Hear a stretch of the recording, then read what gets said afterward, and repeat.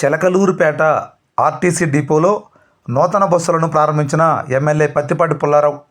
ఇక పూర్తి సమాచారం మేరకు 5 ఏళ్లుగా డొక్కు బస్సులు, వరుస ప్రమాదాలు, వేళ్లపాలలేని సర్వీసులతో పూర్తిగా గాడి తప్పిన ఆర్టీసీ తిరిగి ఇబ్బందులు లేని ప్రయాణాలతో ప్రజలకు చేరువ చేయడమే లక్ష్యంగా తమ కూటమి ప్రభుత్వం పనిచేస్తుందని మాజీ మంత్రి, తెలుగుదేశం పార్టీ చిలకలూరిపేట ఎమ్మెల్యే పత్తిపాటి పుల్లారావు పేర్కొన్నారు.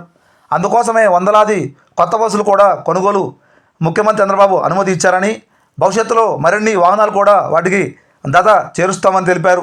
చిలకలూరిపేట ఆర్టీసీ డిపో నుంచి 2 నూతన బస్సు సర్వీసులను గురువారం మధ్యాహ్నం 2 గంటల సమయంలో పత్తిపాటి పుల్లారావు ప్రారంభించారు. ప్రజల సౌకర్యార్థం చిలకలూరిపేట నుంచి విజయవాడ, చిలకలూరిపేట నుంచి హైదరాబాదు, అలానే ఈసీఐఎల్కు బస్సు సర్వీసులకు ఏర్పాటు చేశామన్నారు. చిలకలూరిపేట బస్టాండ్ ఆవరణలో జెండా ఊపి బస్సులను ఆయన ప్రారంభించారు. ఈ కార్యక్రమంలో ఆయనతో పాటుగా పలువురు తెలుగుదేశం పార్టీ, జనసేన పార్టీ తదితరులు పాల్గొనడం జరిగింది.